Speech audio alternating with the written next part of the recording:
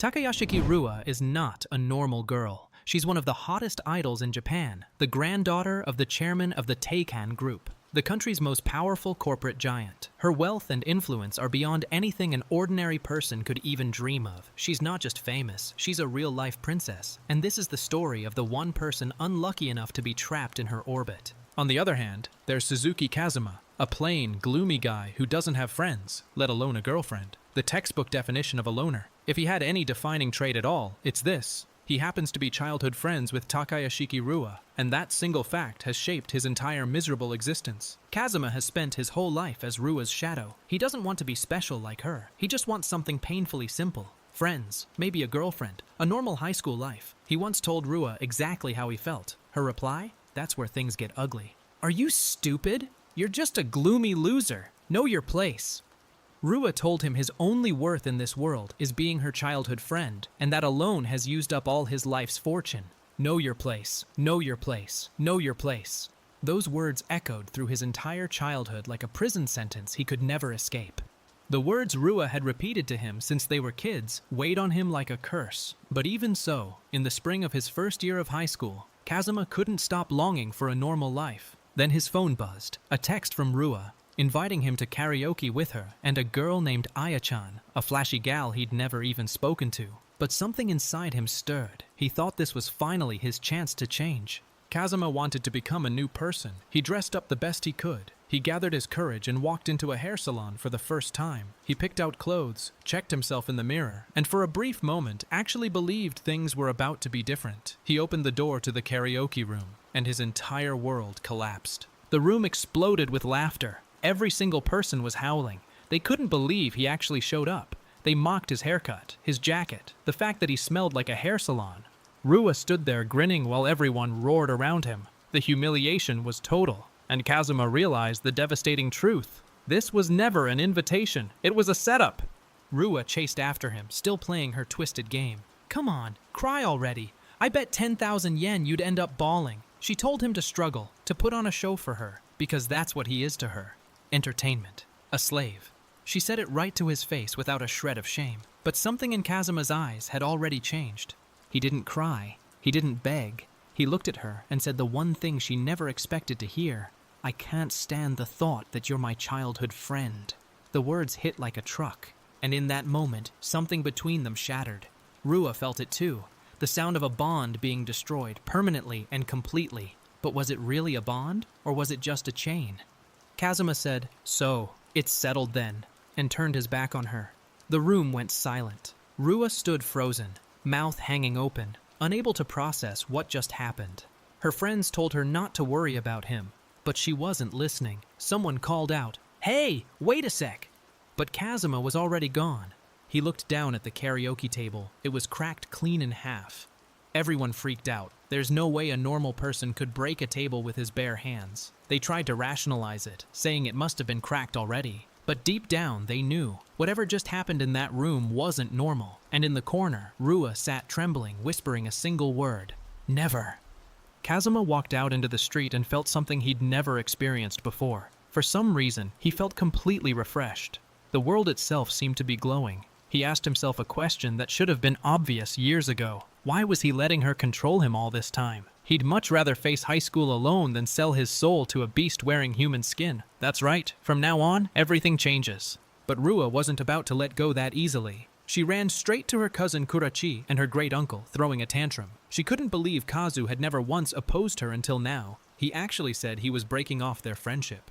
Kurachi, Rua's cousin, Takayashiki Kikura, listened calmly and asked if maybe Rua had said some nasty things to him. Rua's defense? I just said stuff like, "You're my slave," and "It sucks being your childhood friend." That's all. The room went quiet. Even her own grandfather had to admit, it's only natural Kazuma would be mad. Rua protested that she was just teasing him, that the moment Kazu started high school, he suddenly wanted friends and a girlfriend, and isn't that ridiculous? Her cousin looked at her flatly and said it's pretty normal to want friends. Rua screamed back, "No, it's not!" The denial was so intense, it was almost sad, because deep down, she knew exactly what she'd done. Meanwhile, Rua's great-uncle revealed something that changes everything. He intends to make Kazuma Rua's future husband. That's why he assigned Kurachi as Kazu's mentor. to teach him martial arts and the art of leadership. Rua likes him too, he said, and a talent like his is one of a kind. The woman with the fan agreed, saying she'd never seen anyone like him. But the question is, does Kazuma even know what he's walking into? Back at the family estate, Rua is already scheming. She's furious and demanding that Kurachi fix everything. Her plan? Make Kazu apologize to her, tell her he loves her, and then kiss her. Kurachi just stares, probably wondering how this girl is real. But Rua is dead serious. In her mind, Kazu doesn't get to leave. He doesn't get to choose. After all, doesn't Kazu have her? In this entire world, she's the one who understands him the most. And that delusion might be the most dangerous thing about her. Rua declares that since Kazu is always by her side, the idea of him wanting to get close to anyone else, especially another girl, is unbelievable. So it's totally fine for her to tease him just a little bit, right? The possessiveness isn't cute anymore. It's suffocating. And somewhere out there, Kazuma is walking into a new life with no idea that the girl he just escaped from has an entire empire ready to drag him back. The consequences of standing up to Princess Rua hit Kazuma the very next morning. He walked into school to find his desk and chair dragged out into the hallway with a note slapped on top. Looks like your seat was reset to day 1, LOLOL. Word had already spread. Apparently some Suzuki dude actually went against Princess Rua. Students whispered and stared. Must be a dumbass, they said. And Kazuma just looked at it all and thought, so that's how it is. See, this is Teikai Academy. The most influential person in the entire school is Takayashiki Rua, Princess Rua. The chairman of the school is her grandfather. The teachers bend over backwards for her. If Kazuma brought his complaints to the staff room, the results were obvious. He had always known this. That childhood friend of his, that ultra-wealthy heiress and top idol, is nothing but the absolute worst pig of a human being. But knowing that doesn't change the power she holds. Normally, a student in this situation has 2 options. Option 1. Put the desks back, attend class, keep your head down, and stay silent. Option 2. Run to the staff room and report it. But Rua owns the staff, so that's pointless. Most students would just swallow their pride and pick option 1. But Kazuma? He chose a third alternative. Since he'd made up his mind to live alone, he snapped a photo of his desk in the hallway and posted it with a message. Looks like your seat was reset to day 1, LOLOL. So with that, I'll be studying on my own. Since this is an order from Takaya Shiki-san, please count me as present. Suzuki Kazuma. He turned the bullying into his own freedom, and just like that, he stopped going to class entirely. But here's the thing about Kazuma that nobody at this school understands yet. Ever since elementary school, his grades have always been straight 3s. He purposely scored average to fit in. All of it was part of his training to become Rua's shadow, to stay invisible, to never outshine her. But Kurachi, Rua's cousin, knows the truth. If Kazuma were to stop holding back, forget getting straight 5s, the whole school, the entire country, no, the world itself would be shaken. And if that wasn't enough, he's ridiculously popular with girls. So many had to transfer out because they liked him. But thanks to Rua keeping him isolated, he doesn't even realize he's popular. This guy has been holding back his entire life, and he doesn't even know what he's capable of. It was during this time, hiding from the world in an old, unused room, that Kazuma's life changed again. He found a place to study on his own. A dusty storage room that a library committee senpai had once told him about. It would be troublesome if someone found out, but it was quiet and isolated, perfect for a guy who'd decided to face high school alone. But when he opened the door, he wasn't alone. There was someone already inside. A girl was changing into gym clothes. She screamed. He panicked. After the chaos settled down, she apologized and explained. She'd been looking for a place to practice her singing and dancing. She's actually a seiyuu, a voice actress, and she has a duet concert coming up. But she called herself a total failure, saying there's nothing remarkable about her face or voice. Kazuma listened, then said something that stopped her cold. Your voice is really cute, you know, soft and easy to listen to, just like the sound of a bell. The girl froze. Nobody had ever said anything like that to her before. Her name is Minato Amane from class 2, and like Kazuma, she's a misfit at this school. She's one of the special students, the pride of Teikai. But she was being bullied too. Her desk had been thrown into the hallway with a note that said, "There's no place for you here." She'd been rehearsing alone all morning because she had nowhere else to go, dragging a full-body mirror to this hidden room all by herself just to practice. Kazuma looked at her and thought one thing. This school is full of artist celebrities, including his former childhood friend. But this girl, she's different. And then Kazuma did something that surprised even himself. He offered to help her. He admitted he could only offer the perspective of a total newbie, but if she didn't mind, he'd like to try. He watched her rehearse and noticed something. When she stepped back to center stage, she kept losing her balance. He suggested she try not turning or jumping back instead, putting power into her knees. The girl tried it and nearly fell, but Kazuma caught her. She blushed. He asked if she was okay and told her they need to make sure she doesn't get hurt before the big show. She looked up at him, stunned. He always shows up right when she's about to fall. She called it amazing. He called it nothing special. But someone was watching. When Kazuma walked Rua's halls and crossed paths with her, the tension was suffocating. Rua called his name, Kazu. He stopped. She looked at him with those sharp eyes and asked if he seriously thought standing up to her made him look cool. Then she said something that cut through the noise. Listen up. No one in this world has the right to bully or be bullied. For a split second, it almost sounded like she cared. But with Rua, nothing is ever that simple. Meanwhile, Kazuma's hidden strength was starting to show whether he wanted it or not. A guy named Asano, a special student in the baseball club, tried to confront him in the hallway, but before anyone could blink, Kazuma had somehow gotten behind him without anyone noticing. The crowd murmured, "When the hell did he get behind me? Was Asano always this weak? Or maybe he just missed?" Kazuma looked at Asano calmly and said the most savage line imaginable. "Maybe you should hit the gym a bit more." Asano lost it, but Kazuma was already walking away, thinking to himself that this guy wasn't a special student in baseball. He recognized him, and he knew exactly what Asano was really about. Stalking Rua was his sport, and he could stand to learn a thing or two from Minato-san. During break time, Kazuma noticed Minato had been rehearsing all morning. He bought her water so she wouldn't get dehydrated and headed toward the practice room.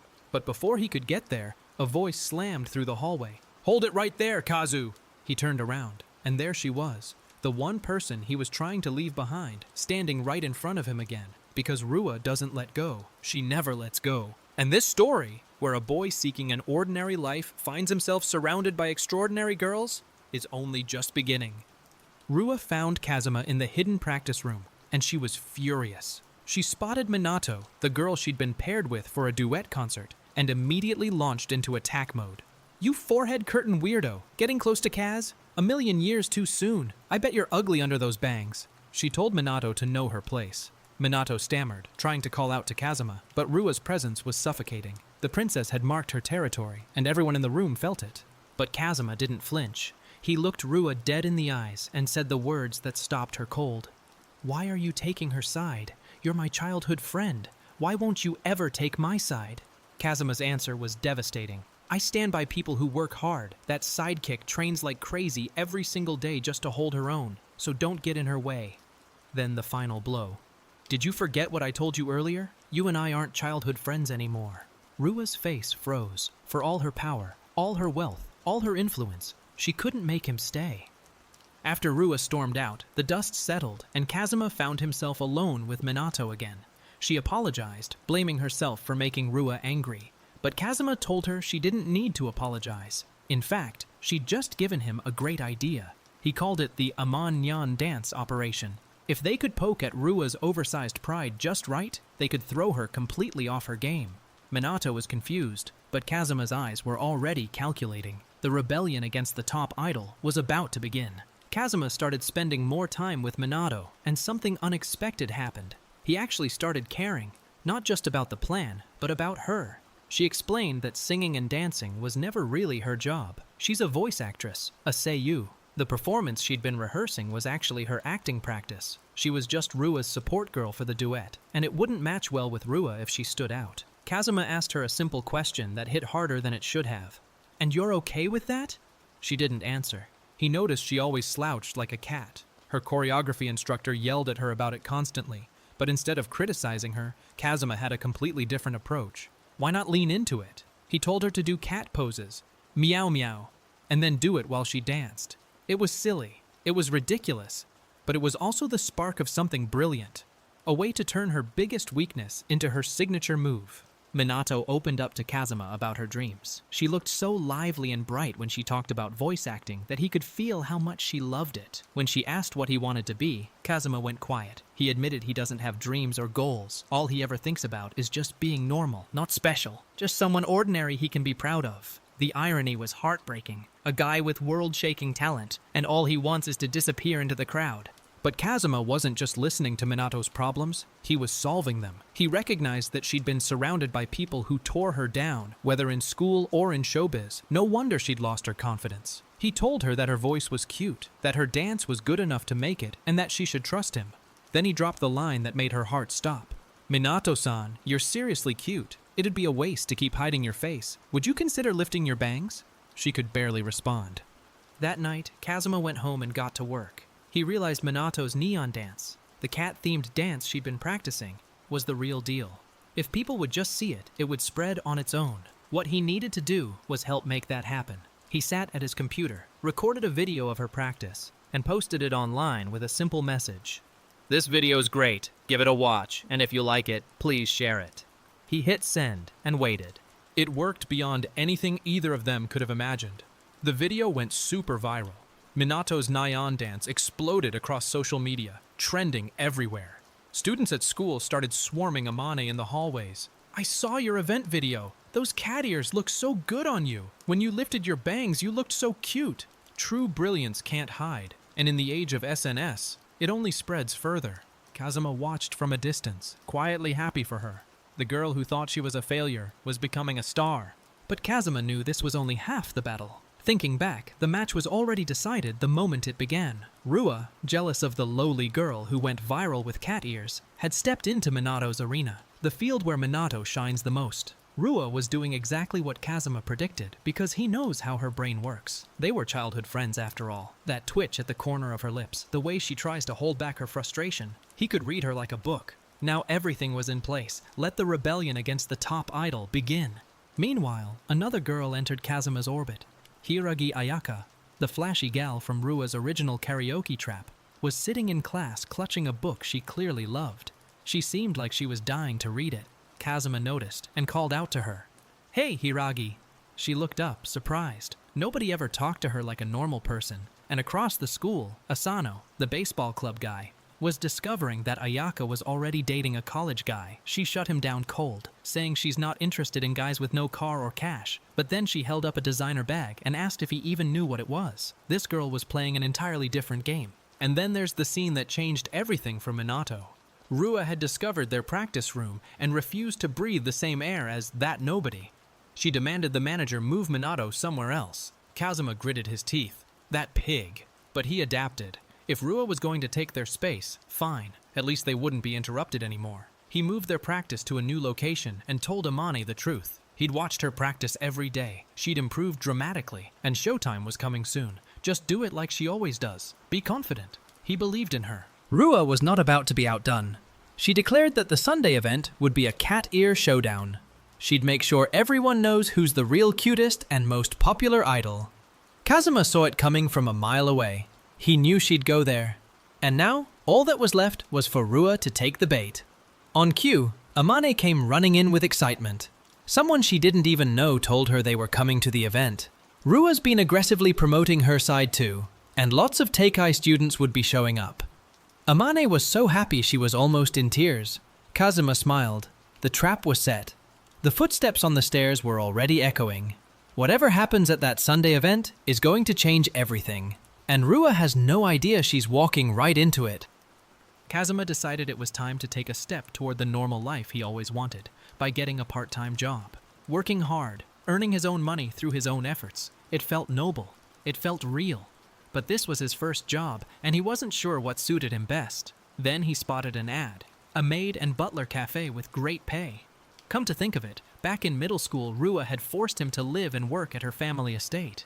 The head maid had drilled him in cleaning, serving, all of it, telling him to prepare to serve the Takayashiki family in the future. At the time, it was miserable. But now, those skills were about to come in handy in the most unexpected way. The cafe owner was thrilled to have him. She told Kazuma he seemed serious and polite, and that his manners were lovely. The place was small, just the two of them handling the floor, while the owner stayed mostly in the kitchen. But there was a dependable senior waitress he'd be working with. She was sweet, kind, and easy to talk to. Kazuma felt something he rarely experienced, like he actually belonged somewhere. And that senior, she turned out to be Hiragi Ayaka, the flashy gal from school, dressed in a full maid outfit. The moment she saw Kazuma walk in, she lost her mind. "It's not like I'm doing this seriously or anything," she blurted out, classic tsundere style. She insisted she was only there for the money, and that she was totally phoning it in. But Kazuma saw right through her. Her hands were red from scrubbing. Behind the light fixtures, the corners of the windows, under the chairs, beneath the tables, she'd made sure even the hard-to-see spots were spotless. She claimed someone else must have done it, but Kazuma just smiled. The girl who acts like she doesn't care was secretly the hardest worker in the room. The lunch rush was chaos. Hiragi took orders with a bright smile, handled the register flawlessly, and kept the customers happy all on her own. After it was over, she collapsed onto the counter. "I'm beat." Kazuma asked if lunchtime was always this intense. "Pretty much," she said. He noted it must be rough juggling this with dance club, but Hiragi was already warming up to working alongside him, even if she'd never admit it. Then Amane showed up at the cafe as a customer. She'd asked her manager to squeeze in a break because she had a big job coming up and wanted to recharge. By seeing Kazuma, he brought her a cream soda, and she lit up like a Christmas tree. What a lovely cafe. The cream soda is delicious, and I got to see Kazuma-kun in a tux too. She was glowing. But the wholesome moment almost went sideways when Amane glanced across the room and thought she recognized one of the other waitresses. Hiragi froze in full maid gear, terrified of being spotted by someone from school. Kazuma quickly covered for her, steering Amane away and telling her she was probably just imagining it. But Kazuma's sharp eyes caught something else entirely. He noticed a man at one of the tables acting strange, fiddling with his bag in a suspicious way, his gaze sketchy. He told Hiragi straight up. That guy was there to take secret photos of her. Hiragi was stunned. She confirmed he'd seemed shady a few times before. Kazuma had figured it out just by glancing at him. She asked the obvious question, "Where's all that confidence you have at school?" And then she made a decision. She told him she was going to be strict as his senpai, and he better be ready. "Yes, senpai," he replied. She had one question for her new junior. He told her to ask him anything. She laughed. "What are you, my butler?" Things were changing for Amane too. Now that she was free from Rua and her old agency, she'd gotten so much brighter. It was like she'd finally gotten herself back. Kazuma watched her from across the cafe, thinking about how far she'd come, and he made a silent promise. Just like Kurachi had said, if that pig ever tries to pull something again, he'll be the one to stop it. But Rua wasn't done. Amane nervously asked if Rua had been around lately. Kazuma told her he hadn't mentioned his new job to anyone, but apparently Rua had taken 2 weeks off from everything. For someone as in demand as her, a break that long was completely out of character. Kazuma was worried she might be plotting something. He told Amane to be careful, just in case. She nodded, grabbed her things, and rushed off to her next job. But something about Rua's silence felt wrong. The princess doesn't go quiet unless she's planning something big. And then came the moment that changed everything between Rua and Kazuma. She found him again. She always finds him. And this time she wasn't scheming or mocking. Her voice cracked. "Even the other day, you kept siding with that trash voice actress." Then she said the words nobody expected from someone like her. I care. So much. I care about you so much, Kazu." For the first time, the mask slipped completely. This wasn't the princess. This wasn't the bully. This was a girl who'd spent her whole life controlling the only person she ever cared about, and she was watching him slip away. Kazuma looked at her. His expression didn't soften. "I told you before," he said. "I stand with the ones who put in the effort." It was the same line he'd given her when he defended Amane, but this time, it landed differently, because Rua wasn't just hearing it. She was feeling it. The boy she'd kept in chains for years was standing right in front of her, and for the first time in her life, she couldn't reach him. He wasn't running. He wasn't hiding. He was just done. And that is where this chapter ends. A boy who wanted nothing more than to be ordinary has become the center of a world full of extraordinary girls, a tyrannical princess who refuses to let go, a voice actress who found her wings, and a tsundere maid hiding a heart of gold. Kazuma didn't ask for any of this. But the story of I Hate That We're Childhood Friends is only getting started. And if you thought Rua was going to give up after one rejection, you clearly don't know her yet.